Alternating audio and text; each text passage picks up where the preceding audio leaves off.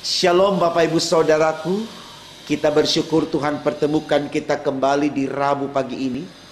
Tentu itu adalah anugerah dan berkat dari Allah buat saudara dan saya.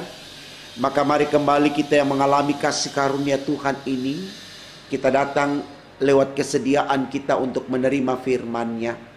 Mari kita awali dengan doa saudaraku sebelum kita jauh menikmati firman Allah di pagi hari ini. Kita berdoa.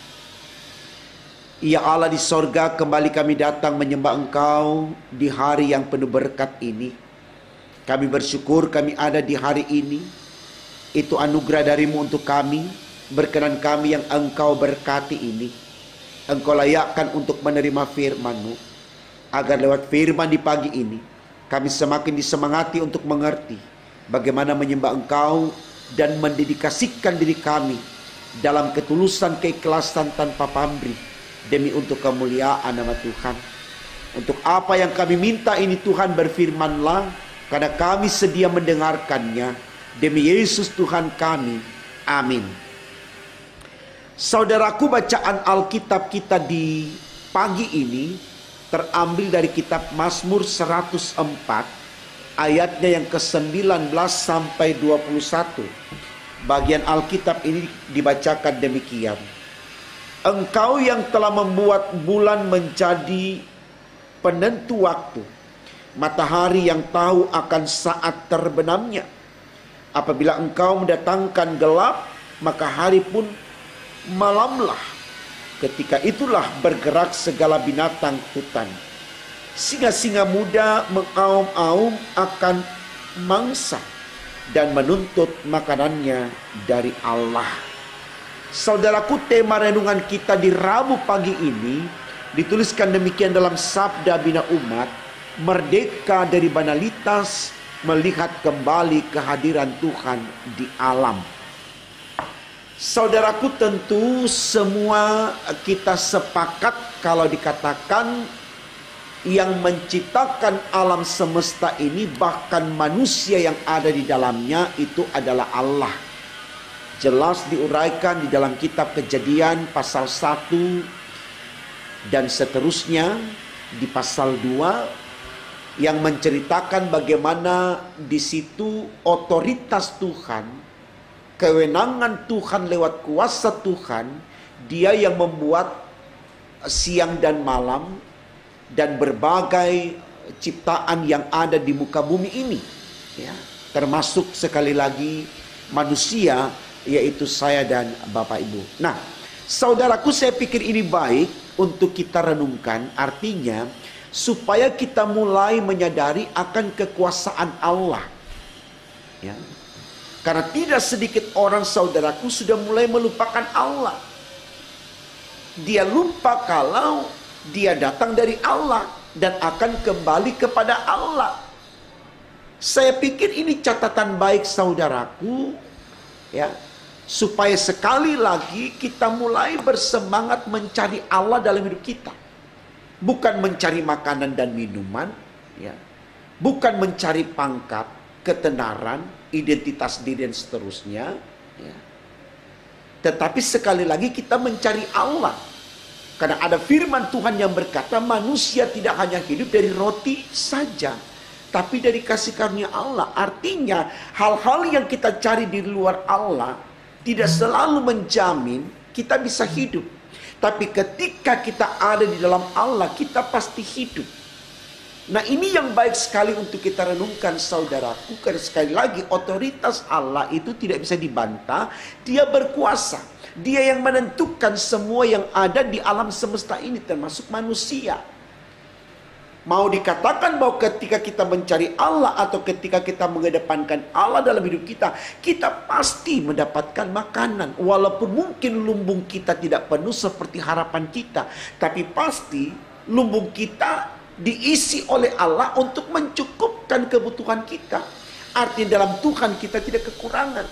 Kalau kita mencari Allah, mungkin kita tidak mendapatkan pangkat setinggi yang orang-orang kejar, sambil meninggalkan Allah dengan menghalalkan segala cara. Tapi pasti kita punya penghormatan. Kita dihormati walaupun pangkat kita tidak tinggi. Ada banyak saudaraku, Orang yang pangkatnya rendah lebih dihormati daripada orang yang pangkatnya tinggi.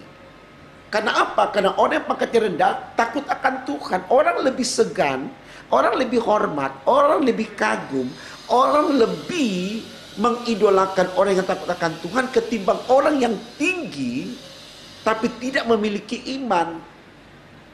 Saya pikir ini baik saudaraku untuk kita renungkan supaya kita mulai berpikir bagaimana ya kita prioritaskan Allah dalam hidup kita. Karena sekali lagi Allah yang menentukan hidup kita. Itu yang dikatakan saudaraku di tema khotbah kita, merdeka dari banalitas. Artinya merdeka dari kejahatan. Kita betul-betul tidak lagi ada dalam lingkaran kejahatan.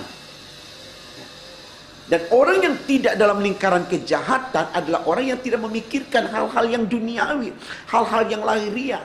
Tapi dia bangun kekuatan spiritualnya, disitulah dia mendapatkan penghormatan yang lebih daripada orang-orang duniawi.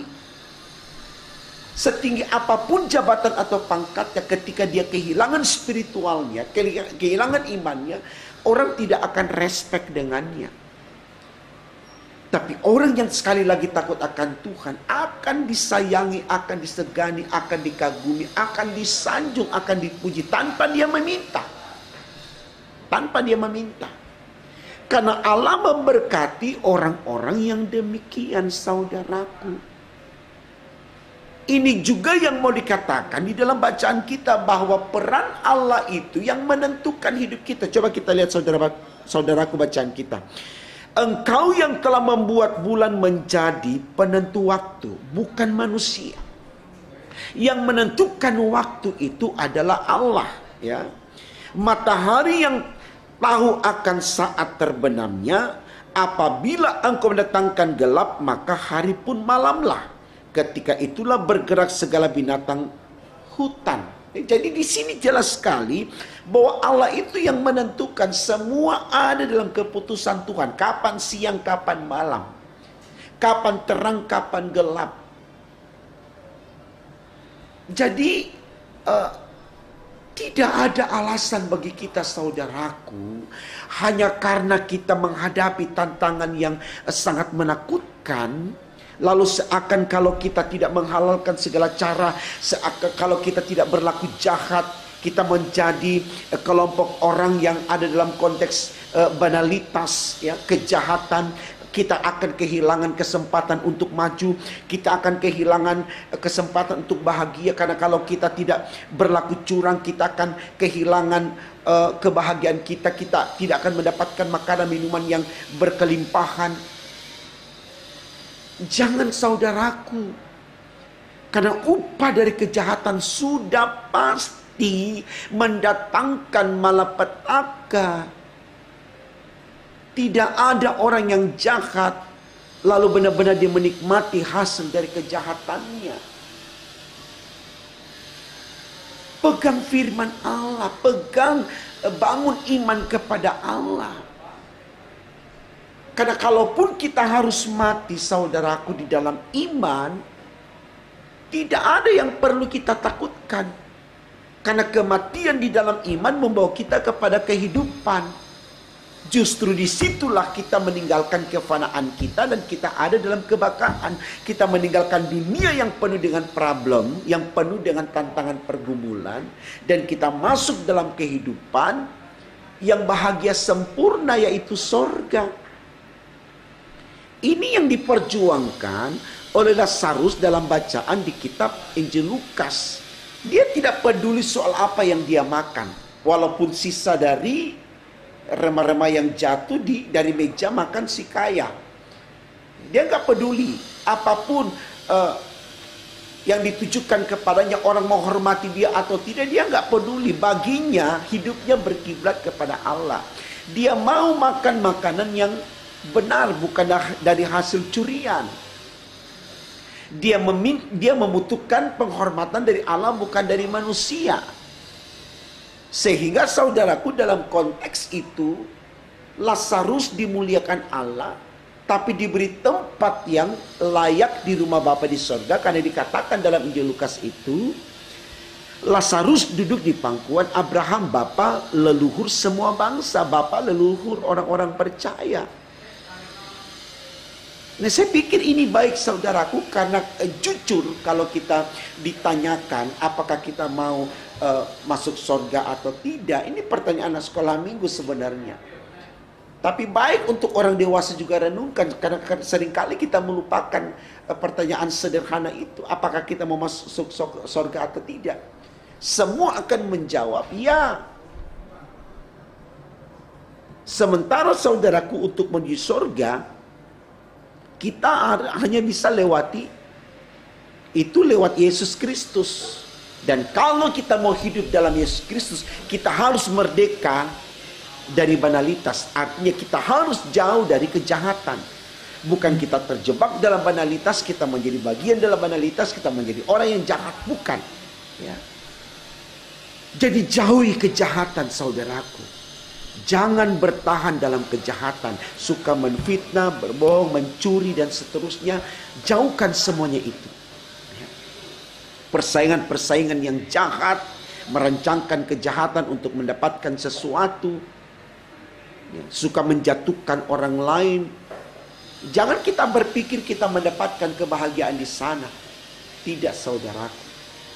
Karena selalu dikatakan Tuhan hanya berpihak kepada orang-orang yang baik dan yang benar. Jadi ini baik saudaraku.